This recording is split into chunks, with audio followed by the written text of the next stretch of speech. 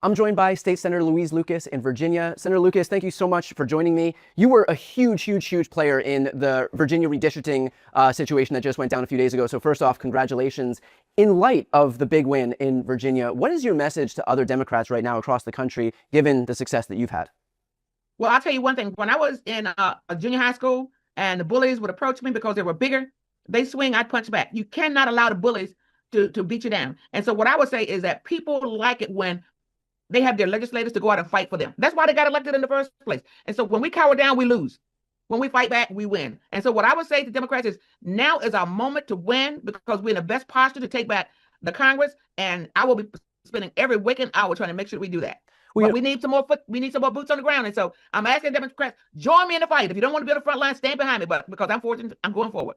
Well, there are some Democrats who look at the situation regarding redrawing these maps, like, for example, Bill Ferguson, the state Senate president in Maryland, who view this as kind of a race to the bottom. And so, the way that I look at that is, okay, you can choose to practice good governance till you're blue in the face. It'll eventually render you into obscurity. And so what is your message to the Bill Fergusons of the world who view engaging in this fight, who view fighting fire with fire as kind of just a scourge on the whole political process? Well, I'll tell you this. We know history is watching us. And who wants to be written as one of those people who stood on the sidelines and let things happen when they were right there and could have gotten involved and made a difference? And I say to Phil Ferguson and anybody else out there who's in elective office, shame on you if you don't seize this moment to try to save our democracy, because there are too many things that we stand to lose. I mean, with this administration, they're trying to turn back the hands of time on all of the progress that we've made. And just shame on them if they don't join this fight.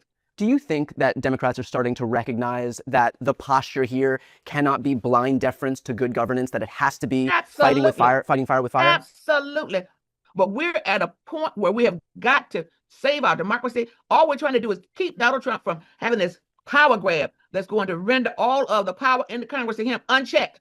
Because the members of Congress on the Republican side, they have no heart, they have no soul, they have no interest in trying to do what is in the best interest of our American people. And so it's going to take us having to do this, a temporary kind of a situation. Who were conspicuously silent when Donald Trump told Greg Abbott that he was entitled to 5 seats in Texas. Didn't say a word then, but are now clutching their pearls when it comes to California and Virginia. Shame on them, because they knew they were wrong when it was all going down. And that is what's so disgusting about all of this. I mean, those guys have been there long enough to know that once Trump started to take power away from them, that there was no end to it. I mean, people all over the country, even Republicans are saying they're damn worthless. And so who wants somebody to say that about you when you have constituents who elected you to fight for them? But you know what? They are the most do-nothing Congress we've ever had in the history of this nation.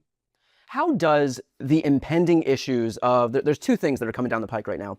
There's the Calais case at the Supreme Court, which will be the gutting of Section 2 of the Voting Rights Act. That could mean 1, 2, maybe even 3 dozen seats eliminated. And there's also relinquish electoral votes to a bunch of historically red states. How do those two things kind of inform your thought process as it relates to fighting back right now and trying to go on the offensive? I think I might have said this to somebody else before. If we don't do something now, there will be a continuing erosion. We are in a position to make sure that it does not happen. And I want history to write me as being one who was down in the trenches, making sure that I did my part. And I think everybody has an inescapable responsibility to make sure that we keep America strong, that we keep our reputation, and that we remain the place to come to. Do you want to see nationwide independent redistricting legislation? Yes, I do.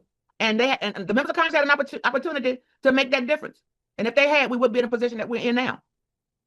Yeah, I completely agree. And in fact, the irony of all of that is that we have seen instances where Democrats have introduced legislation to ban partisan gerrymandering nationwide. In fact, they did it in 2021 with the Freedom to Vote Act. Every Democrat voted in favor of it. There wasn't a single Republican who voted for it. And so now to watch these Republicans have fainting spells over the prospect of Democrats actually returning a punch is rich, given the fact that when they had the chance to eliminate the scourge of gerrymandering, they all balked at it.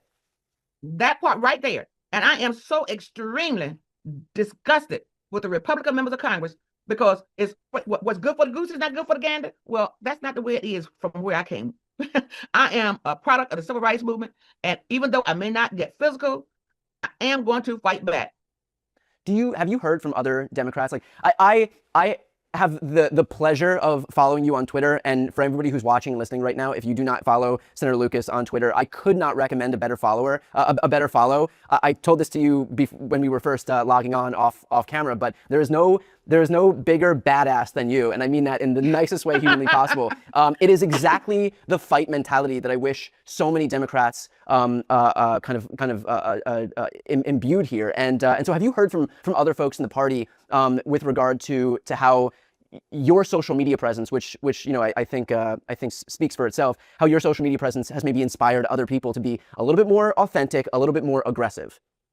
Well, I thank you for that question because yes, I have, but not just from Democrats here in the Commonwealth. What I say to them is that you have to demonstrate to your constituents that you're willing to take on this fight. And what better way to do that than to go on social media? I mean, because you can't just do it by sending out postcards and Right. the old school way of kind of doing it. So, I go to social media and then, of course, I don't have any filter. So I just say it like it is. And what I've learned is that that's exactly what the public wants. They want to know that you're willing to get in there and slug it out. And that's who I am. That's what I do. Well, I think that's so important because, I think something that's lost in our leadership is actually leading, right? And it feels like politicians or Washington are the last to get on the train. Like, you have people on social media who have been begging and pleading for Democrats to fight for as long as I can remember, because we are historically the party of strongly worded letters. And to have been such an outspoken advocate for this stuff, I think is refreshing, because it's usually like it feels like the last people that get on board with everything are always the leaders, the people who should be first. And so I use that as a lead-in to ask this question, which is, now that you've been successful in Virginia, what's next on the docket? What is the next fight that if it needs to turn into a knockout brawl, that you're going to be there, willing to do that? Well, I tell you what, I'm willing to go anywhere in the country to help Democrats, prop them up, do whatever we have to do to make sure you understand there is a freedom in fighting. I'm telling you, I feel I'm just energized to go out and do even more. And I'm just hoping that others will follow my lead and say, look, what have we to lose? We could lose our democracy. Yeah. And that is too important for me to not be as fully engaged in this fight as I can. On that point, to what degree are you concerned about the speed with which civil rights, voting rights, election integrity is eroding under this administration?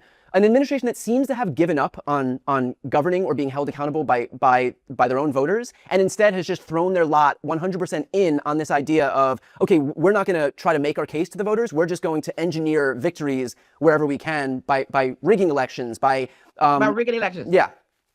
Well, that then what that helps frame what I want to say.